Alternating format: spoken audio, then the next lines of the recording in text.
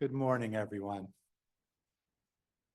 So I'm Chaplain Dave Becker. I use he, his pronouns. You can call me Chaplain Dave, or some folks call me Pastor Dave, or just Dave is fine as well. And it really is my privilege always to be here, to be part of our shared ministry, and to also be part of our work with our sibling congregation, Prairie Circle UU Church in Grayslake, Illinois.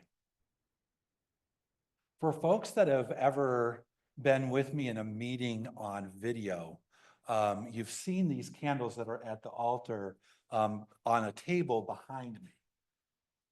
I'm gonna grab one. But I call these my cloud of witnesses. Every candle has photos of people who I try to think back on, people who were part of the longer river of faith and resistance that that I try to be part of. And this one in particular, each one has a different significance and of the cluster of people that are on them. But these are four women. Some names that you may have heard before is Jane Addams, it's Ida B. Wells, it's Fannie Barrier Williams, and it's Celia Parker Woolley, all on this candle together. They all knew each other. They all had friendships with each other. They all worked together. But I want to spend some time in particular today talking about Fannie Barrier Williams and Celia Parker Woolley, who were women who were come out of our Unitarian tradition. They met at church, at All Souls Unitarian Church on Chicago's South Side, and they had a 40-year friendship with the things that they did individually and things that they did together. So I wanted to take a little bit of time to honor and introduce each of them. So I'm going to do a little bit longer of a call to worship than typical. So don't go, did Dave lose his spot? Is he starting the sermon? No, but I do want to introduce you to both Fannie Barrier Williams, who is here. Fannie Barrier Williams is a Black woman of mixed racial heritage, and she was a crucial and recognized leader within Chicago's vital Black community at the turn of the 20th century. She is an author, a speaker, a sociologist, and activist who worked alongside Ida B. Wells and Jane Addams, as well as Booker T. Washington and W.E.B. Du Bois. She was a featured speaker at the very first Parliament of World Religions held in Chicago, which is why I'm wearing my Parliament of World Religions t-shirt today. So I invite all of us to just lift up and remember her name, our Unitarian elder, our ancestor amongst our cloud of witnesses. Take a moment to just hold her name in your heart and repeat after me, Fannie Barrier Williams. Fannie Barrier Williams. I'd like to also introduce you to Celia Parker Woolley, Fannie Barrier Williams' close friend and collaborator, a Unitarian minister who was ordained just down the road in Geneva, Illinois, a white woman who was involved in issues of racial equality in Chicago, a suffragette involved in women's rights and feminism, an author who published poems, stories, essays, magazine articles, and 3 novels. Celia Parker Woolley's final publication was a play published after her death, and it's entitled Angel at the Gate. And in this play, as characters arrive to the gates of heaven, they discover that heaven is not at all what they thought. That the angel at the gate explains to each of them that heaven is not a place, but it's a state of being where the door is always open. And that rather than experiencing heaven as a place of eternal bliss, each character in the play goes through a process of struggle, of learning, and of transformation. It's not something that stops but continues. heaven is experienced, and it's experienced in learning, and it's experienced in struggle, and it's experienced in transformation. So I invite you again to remember her name and to lift up her name, our ancestor amongst our cloud of witnesses. Please take a moment to repeat after me, Celia Parker Woolley.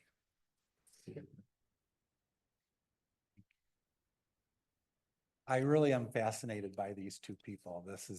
I've been reading and writing about them for a while now. I'm fascinated with who they were individually, who they were together, what they have to teach us at this moment in time about being Unitarian, Universalist, and as Sue said, more importantly, about being human. The rest of their story will be continued during our message. But in today's description of today's service, I included this quote by historian Cynthia Grant Tucker, that we befriend our history as the ground of meaningful faith. We find ourselves part of a timeless community of dreamers with whom we can anchor our common visions and hopes of a better world. So come, let us worship together. Please rise in body or in spirit as we sing our opening hymn, number 6, Just as Long as I Have Breath. We befriend our history as the ground of meaningful faith. We find ourselves part of a timeless community of dreamers with whom we can anchor our common visions and hopes of a better world. We are part of a timeless community of dreamers with whom we can anchor our common visions and hopes of a better world. A little bit ago, I introduced you to Fanny Barrier Williams and Celia Parker Woolley, two friends who were transformative agents of change, both individually and together. And I think something that wasn't in the script, but I want to clarify. I know sometimes in historical stories, friends gets used euphemistically. And I'm not going to talk much about their husbands or their families, which they had. But to all evidence, they were friends. And not, so this is, when I say friends, it's not a euphemism for lovers or euphemism for a intimate relationship that they had with each other, intimate romantic relationship. As far as we know, if it was, I wouldn't be using the word friends. I would I would say what it is. But they had this lifelong friendship, or at least a friendship for 40 years. And together, they worked across boundaries and they worked across divisions of class, of race, and of gender during a really volatile period of history in which there was enormous energy within a variety of progressive movements, but at the same time there was tremendous and often violent efforts to suppress those movements, efforts to strengthen and reinforce divisions. The late 19th and early 20th century saw the rise of Jim Crow laws. The Ku Klux Klan's domestic terrorism through lynching and other acts of violence was developed in full force during this time period. There were stark and glaring economic divisions. And this divisiveness even found its way into progressive era movements. The labor movement was gaining momentum, and yet within that movement there were debates about whether or not black workers should be included and represented. The women's suffrage movement was in full force, and yet within the movement for women's right to vote were debates about which women should be included. Did it include all women, or was it a movement for white women only? During the time that Fanny and Celia lived and worked in Chicago, there was a rapid increase in immigration, and there were distinct classifications of superiority and inferiority among immigrants. And during that time that Fanny and Celia were in Chicago was the beginnings of the historical migration of Black Americans from the rural South to northern cities that gets referred to as the Great Migration. And racial discrimination and segregation, even in the North, led to a concentrated Black community in Chicago that became known as the Black Belt. So yes, Fannie Barrier Williams and Celia Parker Woolley, they lived and worked during a time of great change and great complexity. It was a time of many boundaries and divisions, many of which persist to this day, or have been reinvented in new forms and new variations. So it might be tempting to think of our newfound friends of Fannie and Celia as having lived very long ago, but consider this: Fannie died in 1944, only 81 years ago. And so if we journey together to a time not long ago and join the congregation of All Souls Unitarian Church on the south side of Chicago, we will hear stories of Fannie and Celia told with awe and told with pride. Regardless of whether you came to All Souls as a visitor or as a new member, you would probably hear about Fannie and Celia's active involvement in women's clubs. And now to our modern ears, the idea of women's clubs might sound quaint or maybe irrelevant, but that is a very erroneous way of thinking about women's clubs. They were not a social club. Nothing could be further from the truth. Women's clubs were an alternative educational institution that was self-made and self-directed. It was a space where women could actively engage in their own learning and empowerment. They were women-centered networks for social reform and for activism. And they had an important role in the larger movement for social change. So even while denied the power of the vote, women's club members shaped public culture and politics and policy. The women's clubs were instrumental in building libraries, schools, museums, health clinics, parks, playgrounds, and settlement houses. Women's club members developed themselves as scholars, as educators, as activists. They fought for women's rights, workers' rights, and civil rights. And initially, the women's club movement was made up largely of white middle-class women, and so a parallel Black women's club movement developed. And both Fannie and Celia were active and well-known within the women's clubs, Celia within the white community, and Fannie within the Black community.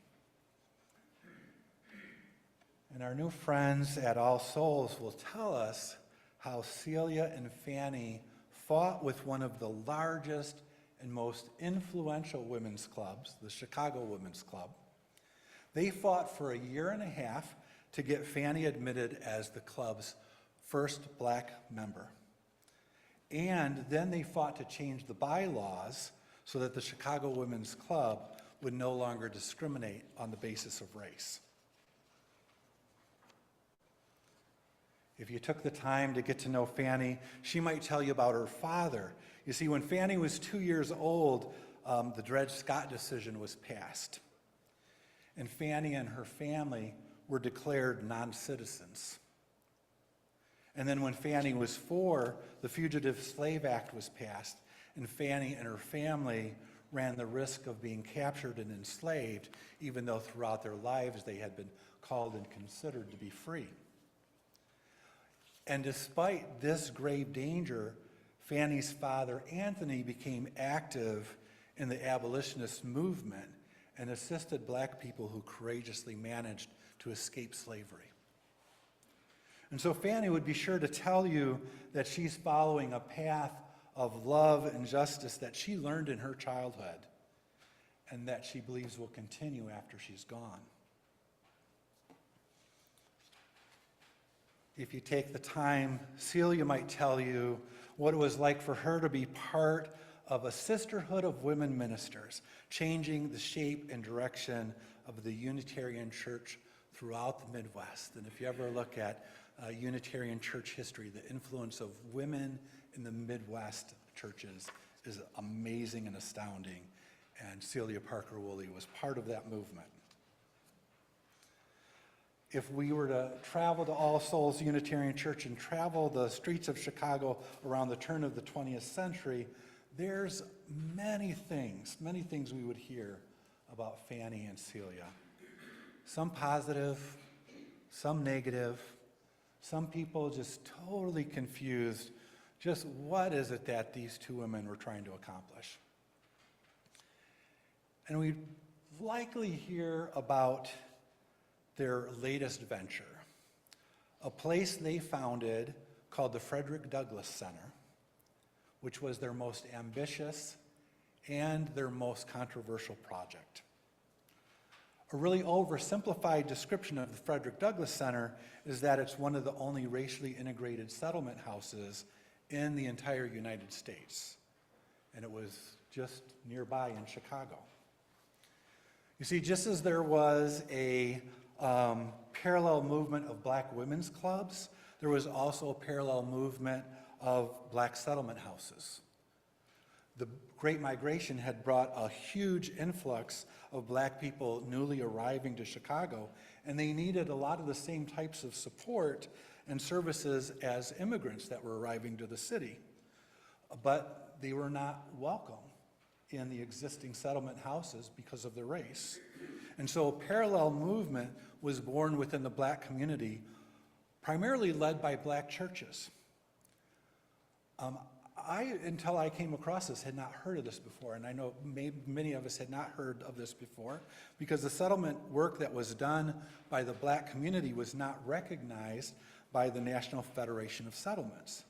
And so it's likely that many of us didn't know they existed, but they did, and they were right there nearby in Chicago, and they were also existed throughout the country. And Fanny and Celia, they envisioned the Frederick Douglass Center as a settlement house serving the black community, but at the same time, perhaps something else. They envisioned a place that promoted just relations between black and white people. And so they opened the Frederick Douglass Center on South Wabash Avenue in the Chicago neighborhood known as Bronzeville, right at the edge of the Black Belt. And they started a new women's club, the Frederick Douglass Women's Club, which was really the driving force behind the center. The Frederick Douglass Women's Club had about 70 members, 2/3 of which were black, and the rest who were white.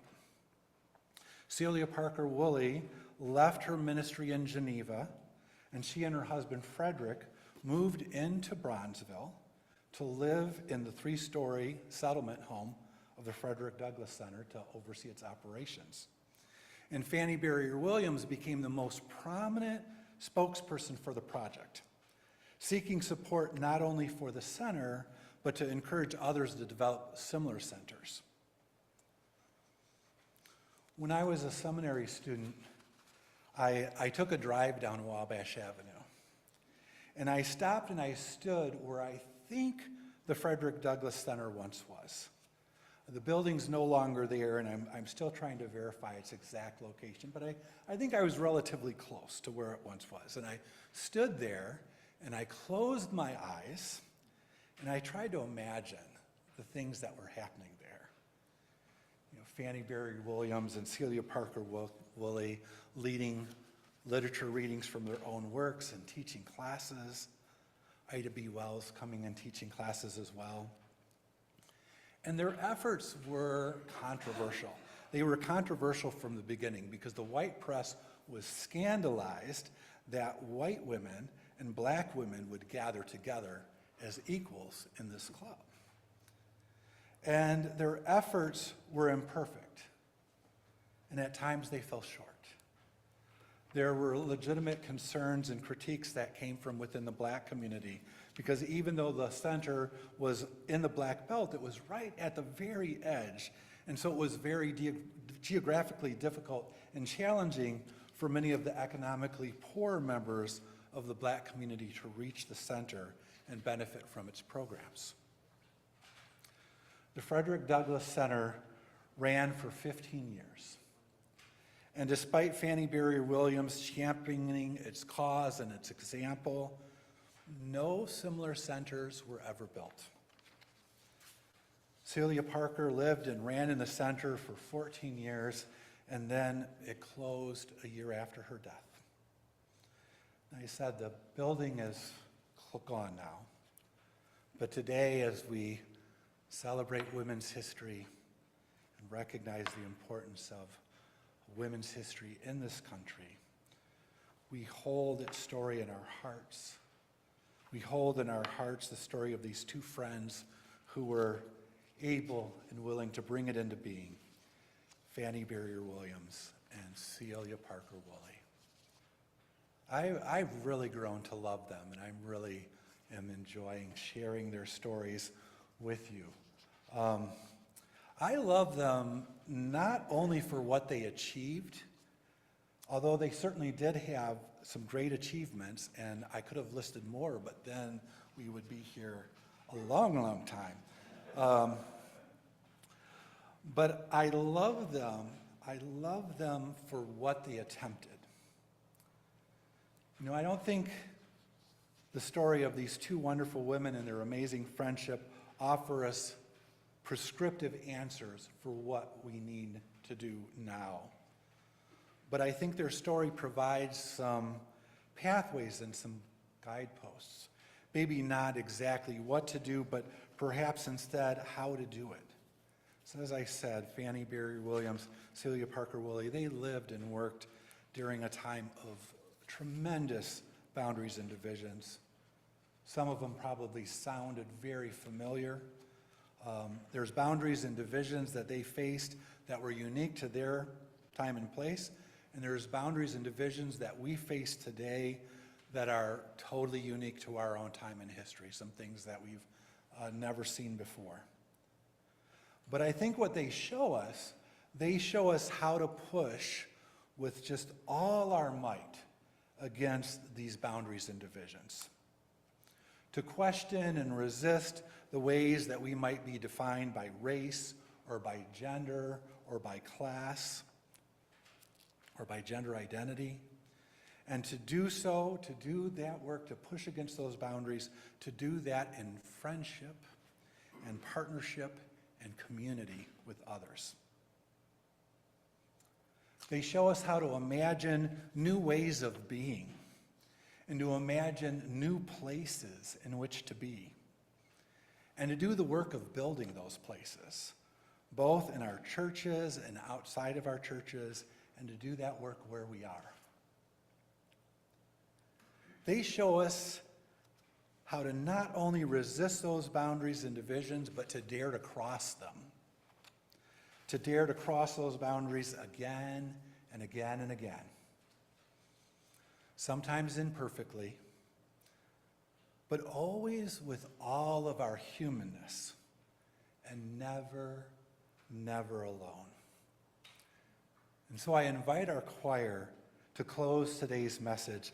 And as our choir sings the words, "I know I can go on," let us hold in our hearts the transformative lives and lessons of Fannie Berry Williams and Celia Parker Woolley.